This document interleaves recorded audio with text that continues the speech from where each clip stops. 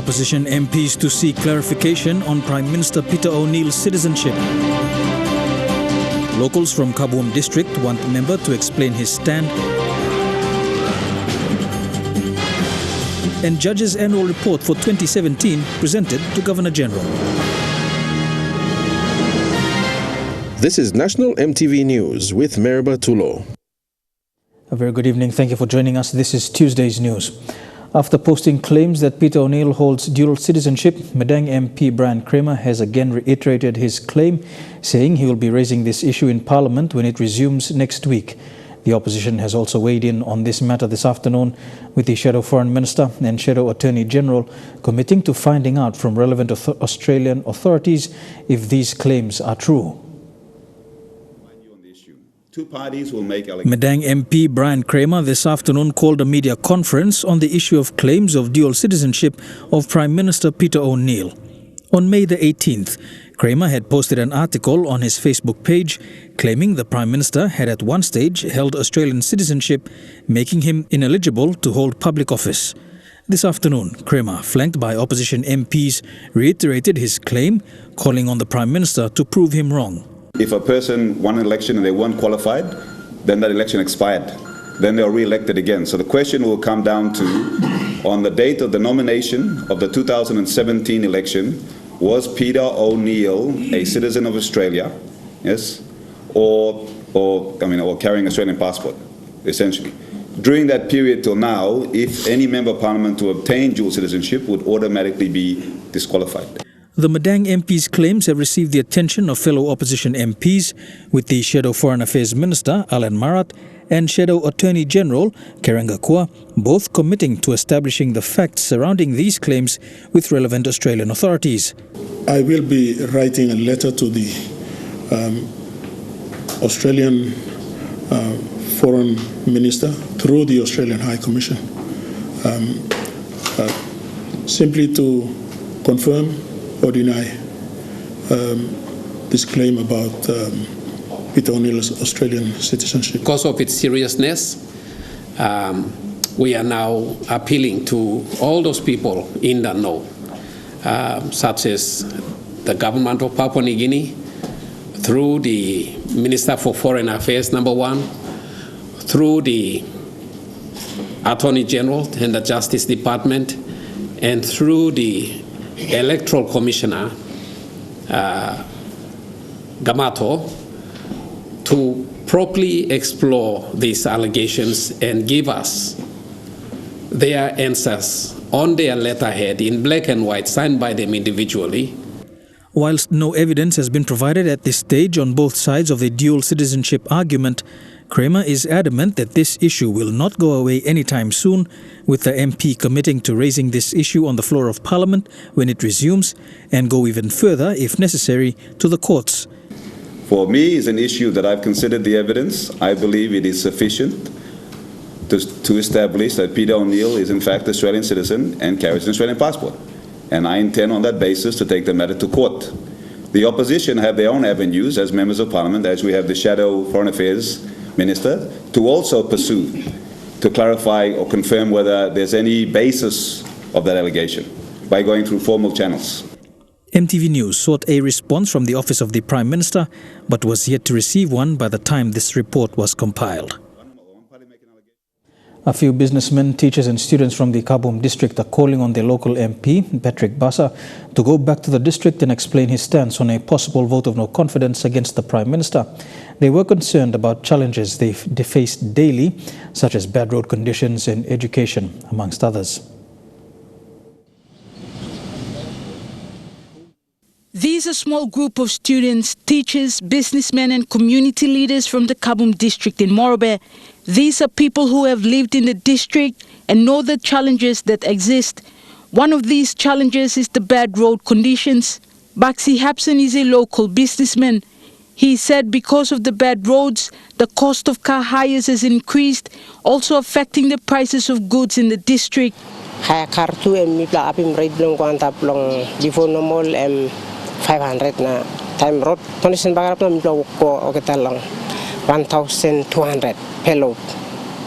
Igo na oluki di satu all business samla wanto ke all to apim right block habu block kamata. Kabwum is one of the province's difficult district with limited access to roads. From Leh, goods are transported to the district by air or sea. This is a struggle for locals. Na all mama too, only got bell, lo long way up, all in the bus, all hat lo come because road them no got.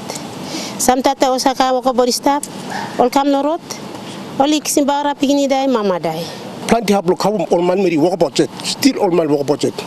All man meri inside Kabwum all looking plant page flow Kabwum all things service, eminent service, which is back page flow Kabwum Mr. Backside or tap all the way to Koba, close to 52 Paris all man meri film pen long side blow work budget. Health education and Boinang Mana is a primary school teacher who gave her views on the current government free education policy, saying it has resulted in an influx of students with not enough teachers. Government let me introduce him free education. Na this la me make him plant sumatin through land roll come inside long all schools. When me play look him inside the one black class for more long. Me close to 40 plus students inside the one black class where me raise me big plateau mas lo la teacher. With the current challenges they face in the district, these people want their MP to make his stance known regarding the upcoming vote of no confidence. They are calling on the MP to visit the district and talk with villagers, explaining his position. Plenty students me facing problem lo school fee. So me as a student president lo ukata Kabwum District Unitec, me like appeal law, member law, Emmas, come down law district, Namas addressing this issue. Member blow me pla Kabwum mas go down. Emmas go na walk about, na talk out lol man Mary. Therefore, down on this time meeting law, government blow today, Emmas make him sweet. Emmas go inside the way, good government must come up. So me blow must looking services way. Man Mary film on this time. Huge me just looking. Lagi kayo sa move law member blumi Patrick Basa.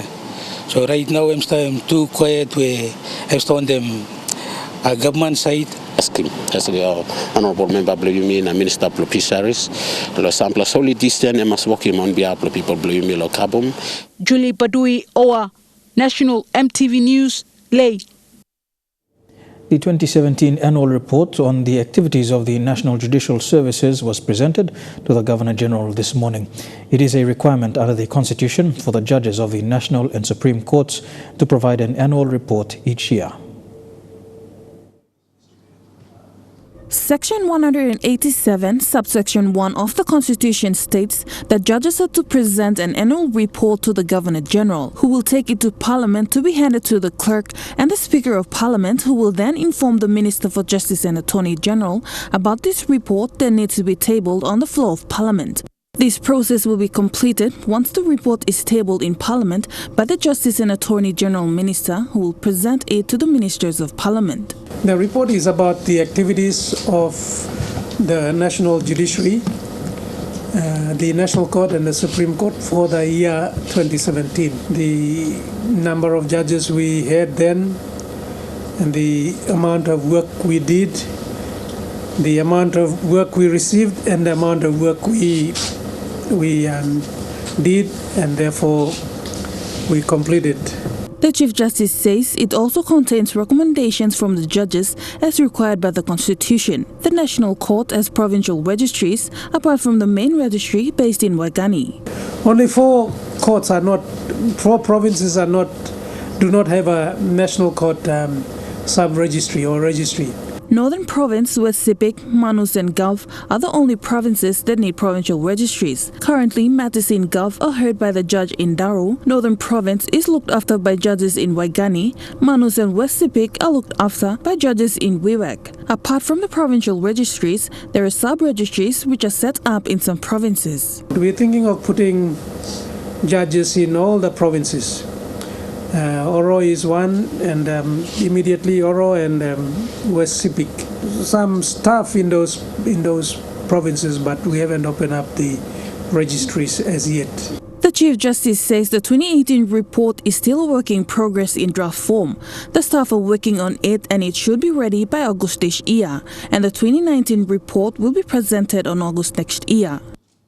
Michelle Stephen, National EMTV News.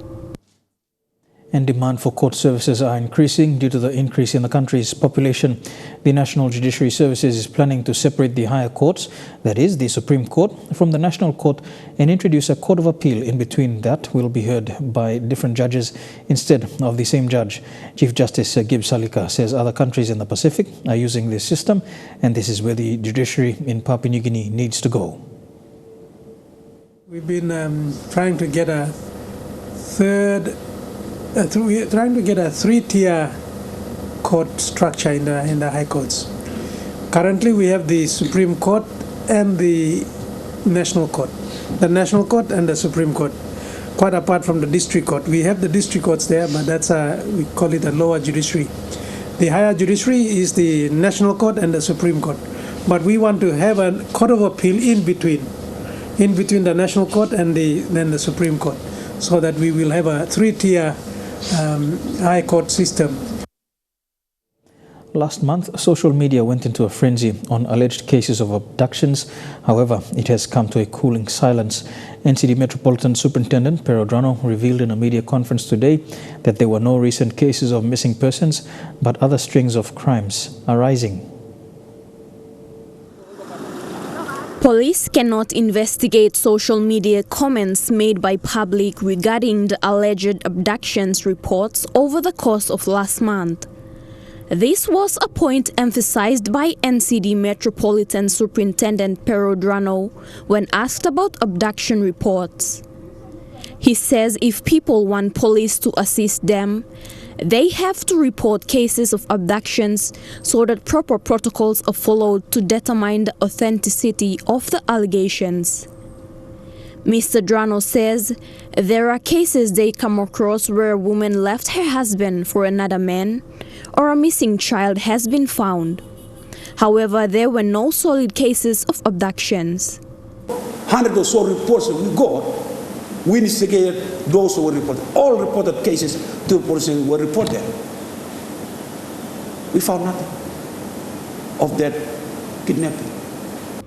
People speculating on social media about abductions can be arrested and charged for spreading false information. However, it is quite difficult for police to investigate because most people are either using phony names or fake social media accounts. We speculate, cause so much anxiety amongst us, and then, and you'll find that many of those reports that were made about reports of kidnapping were from people who have nothing to do. According to the MetSoup, reports and statistics from this week shows no recent missing persons reports, but other strings of crimes including sexual-related offences that is rapidly rising. Patricia Chiamo, National EMTV News. A three-day Police Commissioners' Conference will be held in Port Moresby starting tomorrow. Police Commissioner Gary Baki will officially open the conference. Senior officers from the police headquarters, including divisional and provincial police commanders, are expected to attend. They will meet and plan ways to strengthen their leadership responsibilities to improve law and order service delivery right around the country. You're with Tuesday's News. We'll have more of the day's stories when we come back. Stay tuned.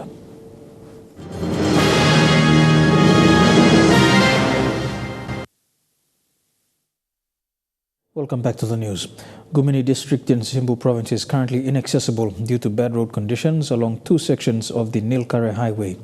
These pictures show the deteriorating state of the road at Sul Maule and Gaima, cutting off direct travel from Gumini to Kundiawa since yesterday. Road users and truck operators say levels of governments have neglected the roads over the years. The deteriorating conditions of the road has affected 20 learning institutions, including Gumini Rural Hospital and the 3 health centers in the district. Stakeholders and other non-government organizations are appealing to authorities to repair and improve the road condition in this part of Simbu Province. The Seventh-day Adventist Church in East New Britain is celebrating its 90th anniversary this year. The first SDA missionary to spread the gospel in the New Guinea Islands region landed on Matupit Island in Rabaul in June 1929. It was from there that the church built a stronghold and expanded its work to other parts of the country. The Seventh-day Adventist Church has a long, rich history in the East Nubitan province. The church's missionaries arrived after the Methodists and the Catholics, and Matupit Island in the East Nubitan province was one of the first locations that a SDA church was built on. And 90 years on, the church still remained. 90 years Matupit celebration, and by Kamaplo Island lo here, and by celebrating the spirit of the pioneer. This year marks another big year for the church. Next month, the church marks its 90th anniversary since its first establishment in 1929. But what stood out from this mission station is its history that can be traced back to the 1920s. It was here that the first SDA missionary landed, and a first church was built before they moved to other regions in the country. And from this point along Matupit Island, and talk long go them go on Tapigolo Islands, and I go along Olgata Park along New Guinea Islands.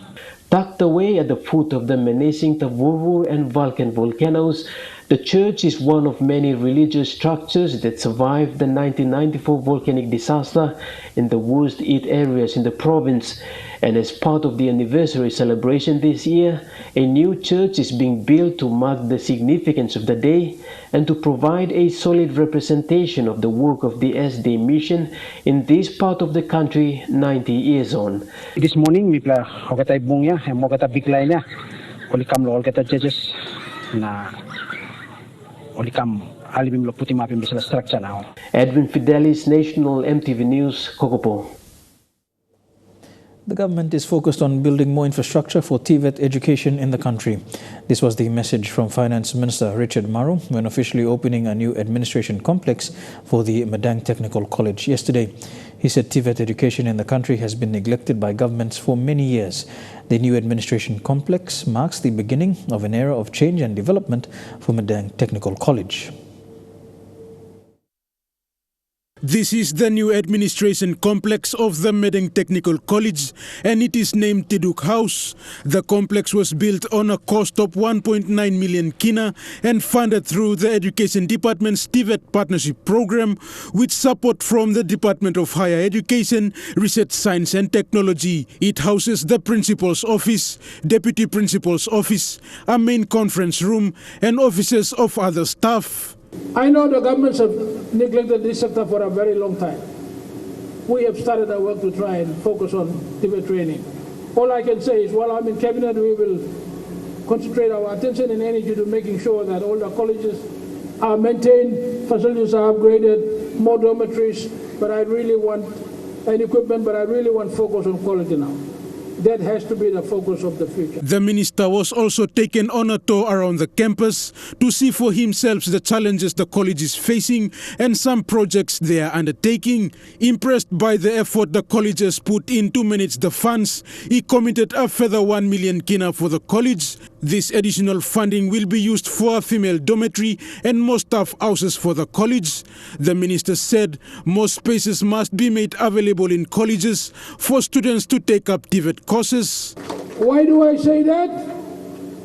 The government has 30,000 students living grade 12 every single year. Only 7,000 find spaces in academic institutions, including technical colleges and teachers' colleges. The rest go on to the street. We cannot afford to continue the trend. Education Deputy Secretary TVET Vinny Leka, who was there to witness the opening, congratulated the college for the milestone achievement. He said TVET education in the country must be expanded to allow more students to have access to TVET training. Today's commissioning of this modern tech administration building complex is a milestone for this little college. I was reading their plaque. They are saying it's a small college, but with this building, it's going to lift its status to the higher level. Principal George Bidang, a very proud man, announced several projects the college is focused on, including staff houses. The school now has access to free Wi-Fi connection, with plans to establish a library for students to use. The college will no longer be a small institution tucked away in the corner of a lagoon in Madang, but will rise up to be a center of excellence in education and skill training, and will play significant role in training and skilling of manpower for nation building and prosperity.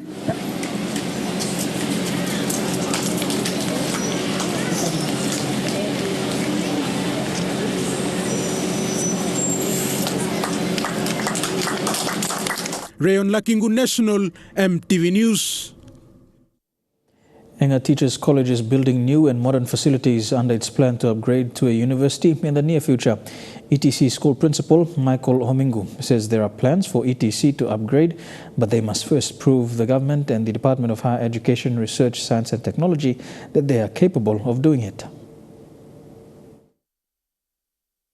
More buildings are being built at Enga Teachers College. The multi-million kina projects are the Australian government-funded 10 million kina 4-level lecture block and dormitories and mess hall costing 34 million kina. The latter paid for through the tax credit scheme from the Porgera joint venture. And there are plans to make this an institute and later become a university. So it's fitting to have these modern buildings and then to develop into that way to have an institute. Buildings are expected to be completed by the end of this year. The contractors are facing delays brought on by the non-availability of the materials and the poor road conditions on the Orcook Highlands Highway. Our suppliers that constantly supply us the materials to meet. Most of our materials are sourced offshore. That's where the delay comes in, and the road condition actually, it takes our trucks to come up, our freighting companies to bring materials site. Because of the conditions of the road, sometimes it takes a week or two, depending on how they come on the road. And Michael Homingu, college principal, is happy the buildings are raising the profile of this 9-year-old college as well as the province. Enga province has been a leader in education. For more than a decade, Governor Sir Peter Ipatas has championed free and quality education using all available funding sources. They are also in dialogue to soon upgrade the Teachers College into a university and start offering degree courses to its education programs. At the moment there is surplus teachers in Enga province. I would say it's the first province in Papua New Guinea to have surplus teachers right now. The 3-story female dormitory, which will have 216 rooms, and the 4-story male dormitory, which will have 288 rooms. They're also building a mess hall, which can hold about 1,000 people.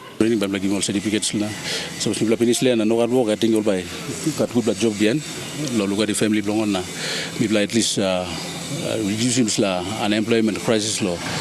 More buildings will still be built to ensure ETC has the required facilities and academic standards to become a university.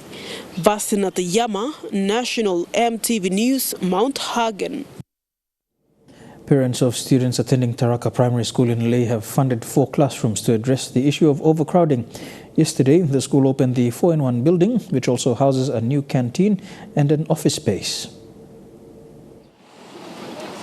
Taraka Primary School is a level 8 school that has 6 classes in each grade instead of 8 classes due to limited classrooms.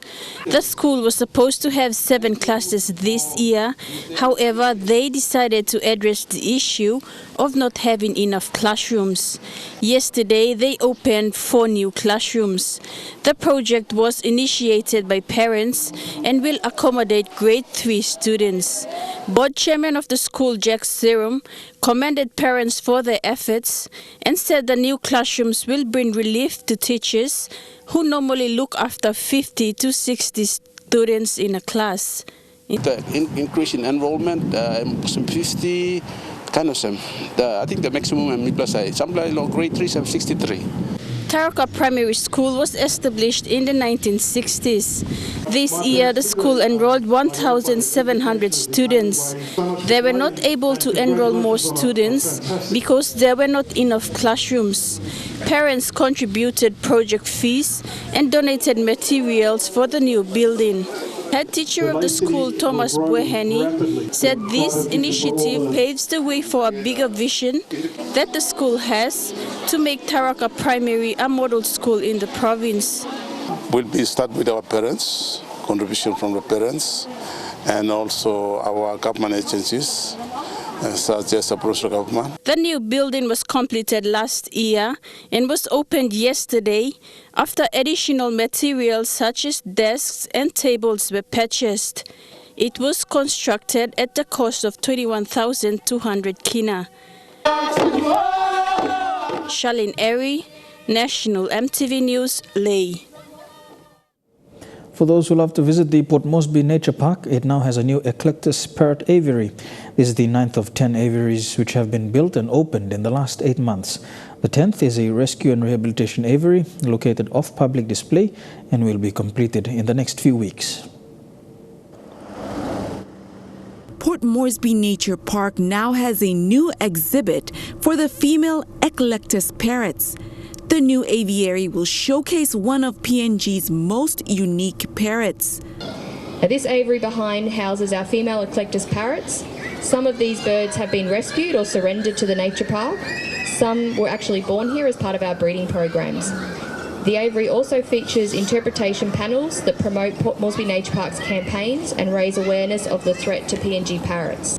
The park is an example of what can be achieved through public and private partnership. PNG Tourism Promotion Authority has been an active partner in seeing the aviaries built. Through this partnership, Port Moresby Nature Park has also been able to shine the tourism spotlight at many international events, including the 2015 Pacific Games, the 2017 FIFA World Cup, and most recently the 2018 APEX Summit, which saw the park play tourist host throughout the entire year as part of the multiple SOM events, meetings and the Leaders Week. PNG TPA assured the park that they will always help where they are able to. I can assure the board, the management and staff that TPA will always stand ready to partner with you for other major projects to come. As long as we have some resources available at our disposal, we will continue to support you. He added, because we can see that things are happening with the contributions that we are making. And we are really happy to partner with people who can do some great work for the benefit of everyone and most importantly, the tourism industry at large. PNG TPA also gave 60,000 kina to show their support for more projects that the park will be undertaking. Lilian Sopera Kinea, National EMTV News. Yeah, with Tuesday's news, when we come back, we take a look at stories making headlines overseas.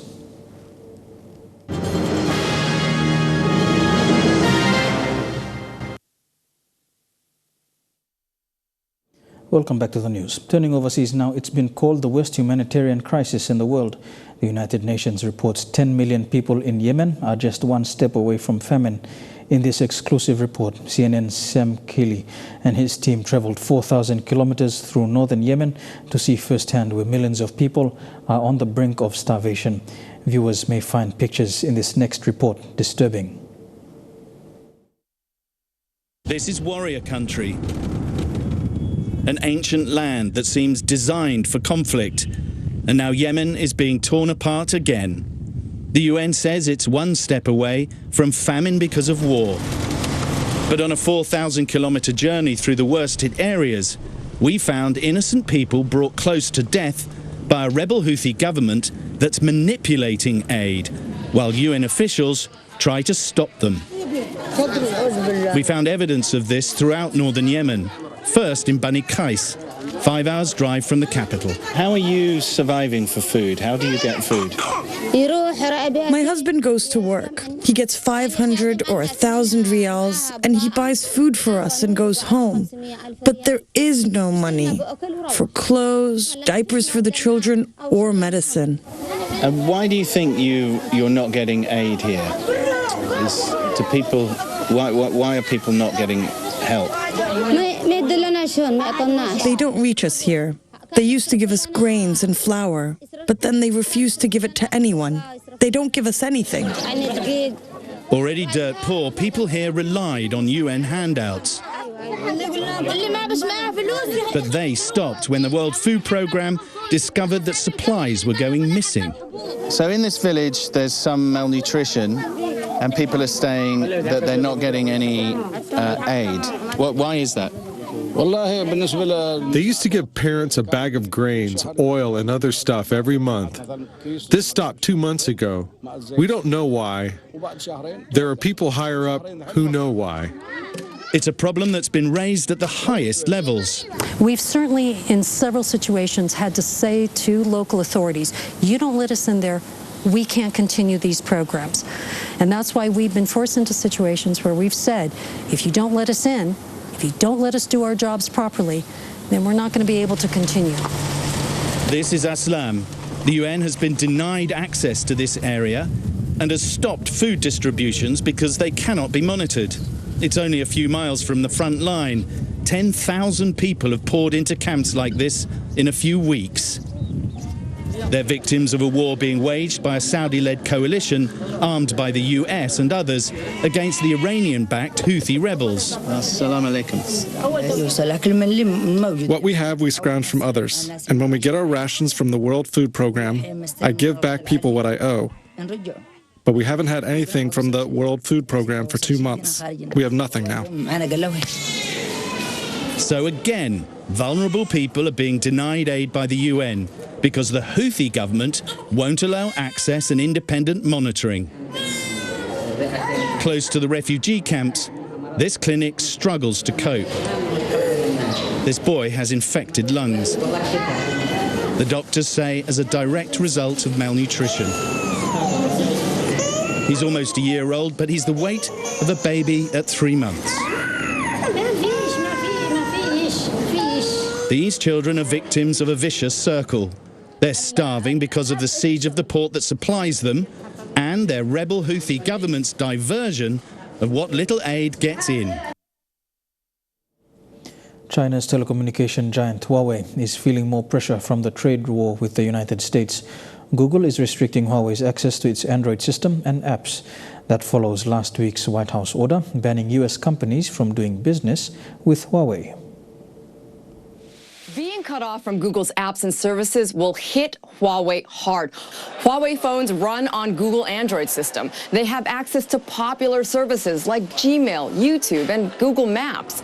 But last week, Washington added Huawei to a list of companies that undermine U.S. national security interests. That means U.S. companies can't sell products to Huawei unless they get a license to do so. Google does not have that license. A spokesperson saying today that they're complying with the order and reviewing the implications. Huawei says they're examining the implications from the U.S. actions for consumers and will provide security updates and after-sales services to existing phones and tablets. What that means is current Huawei users will continue to have access to the Google ecosystem, but future Huawei phones won't.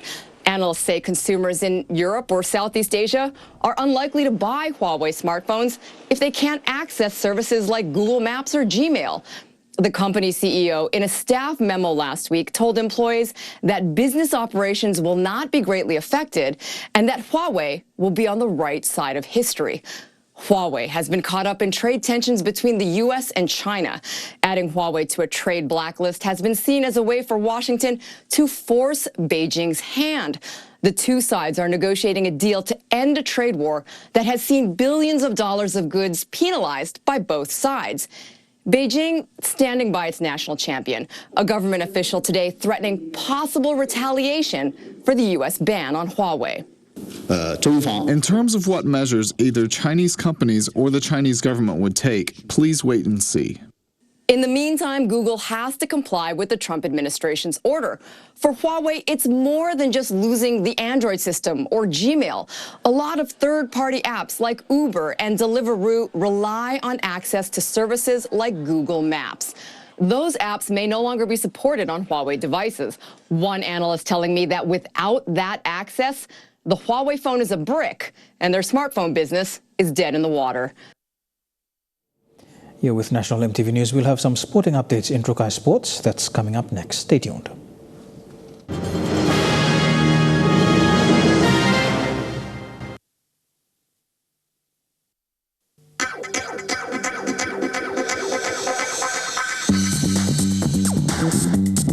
Trukai Sports.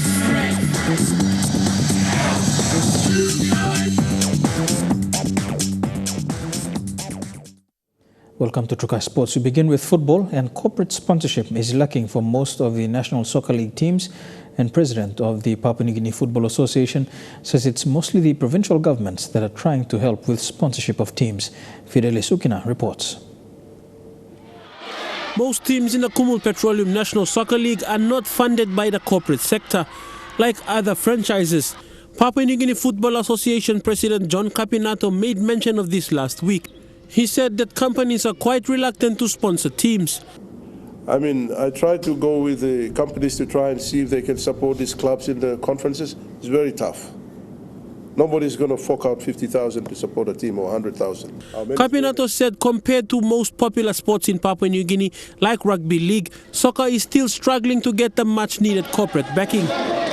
Maybe Rugby League is a game that is played everywhere and dominant, and people want to see that, so they're going big. I mean, they're paying around maybe 300,000 kina.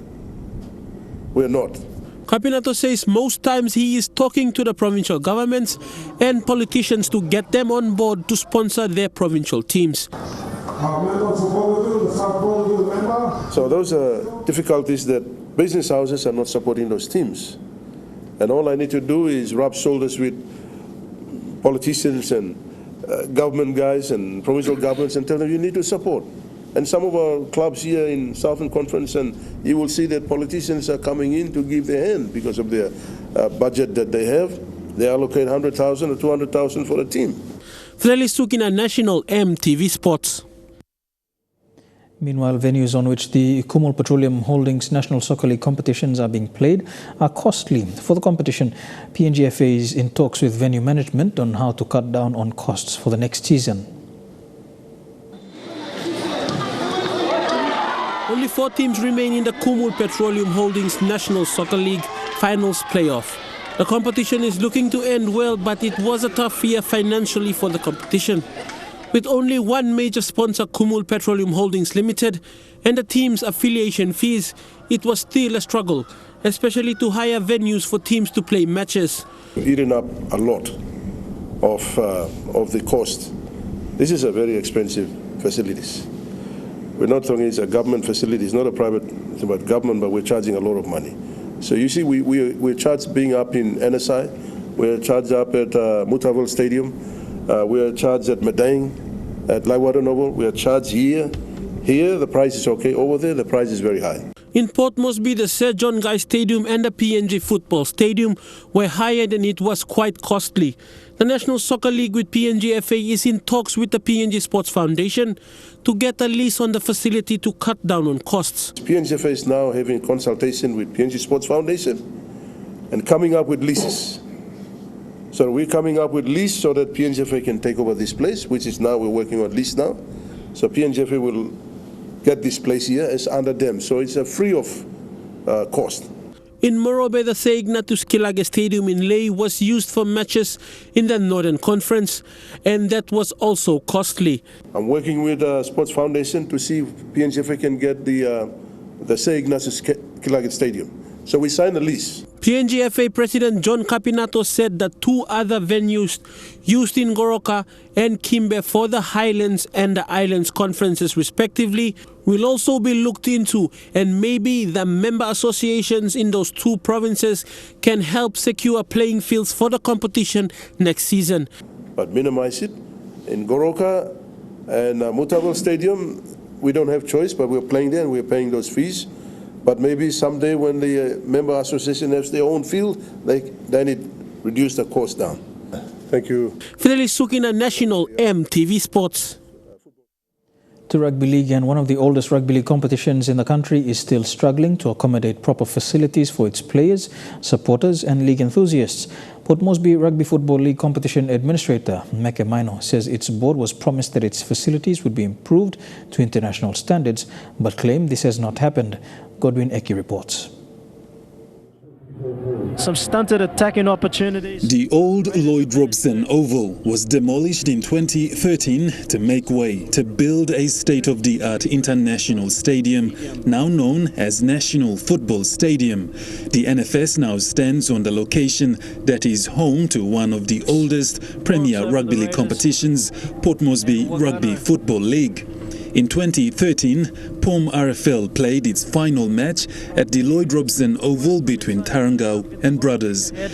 Mbia chased it on, They towed it ahead again. The official signing for the new trustee board was established by the O'Neill government between the oil search and POM RFL chairman Dr. James Naipao, witnessed by other parliament members as well as members of POM RFL.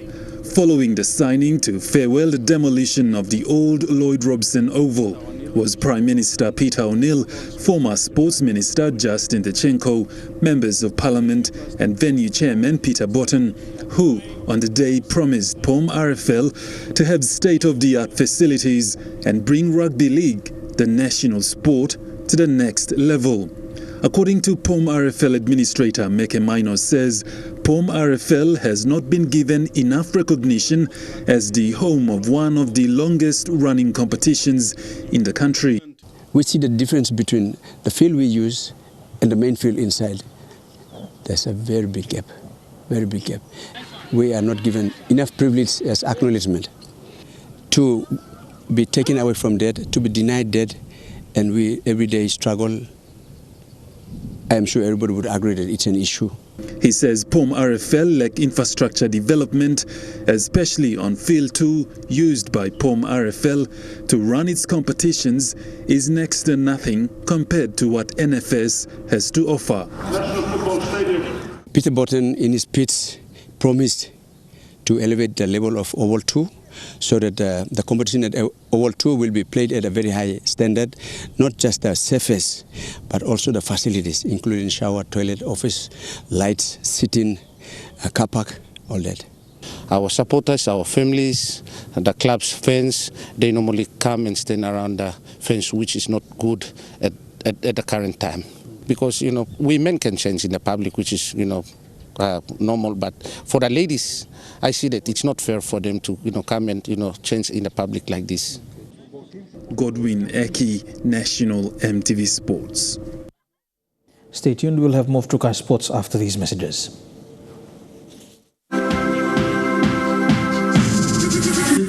Trukai Sports.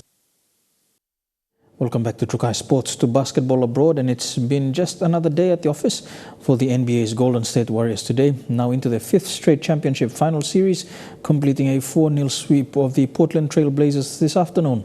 Superstar Stephen Curry created yet another playoff first. 5 straight, something not seen in 53 years, a truly Golden State run. 5 straight finals, it hasn't been done since the 60s, since Bill Russell's Celtics. And it could be just as long before we see this again. Steph Curry on fire with 37 points as Portland's 17-point lead suddenly vanished. Curry on the drive, gets inside, banks it home, tie game. The flashy plays are one thing, but what really separates Curry from the rest is his effort. Just look at the way he ran circles around his brother Seth, then the talented Damian Lillard, refusing to give up until he found his shot.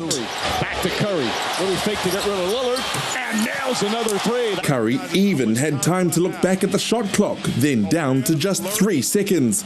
The classy triple-double will go down in history after he and Draymond Green became the first ever teammates with triple-doubles in a playoff game. Get KD back, get DeMarcus back, and go ahead and win this ring. Just 2 more All-Stars coming back from injury to chase the team's 4th championship in 5 years. And that ends Trukai Sports. When we come back, the weather details for the next 24 hours. Trukai Sports.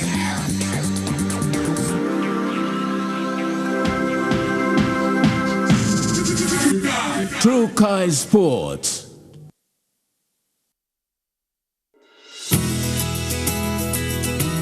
This weather update is proudly brought to you by Money Plus.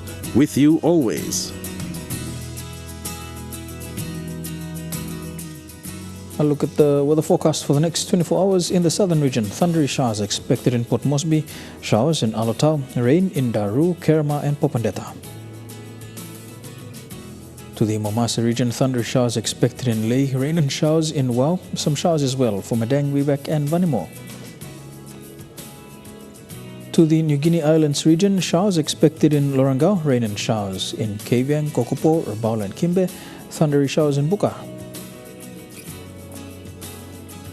And in the Highlands region, Mount Hagen, Goroka, Kundiawa, Mendi and Wabeg, all these major centers can expect rain tonight with early morning fog developing.